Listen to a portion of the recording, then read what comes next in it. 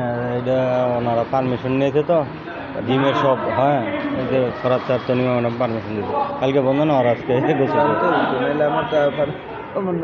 থাকতে গেছে। আমি যাবো গা।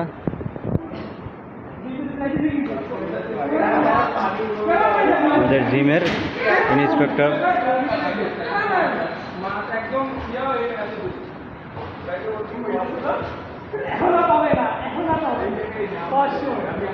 হ্যাঁ ভাই, কেমন অনুভূতি? সেই সেই ভাই, আমি এই জায়গায় আর পাবো না।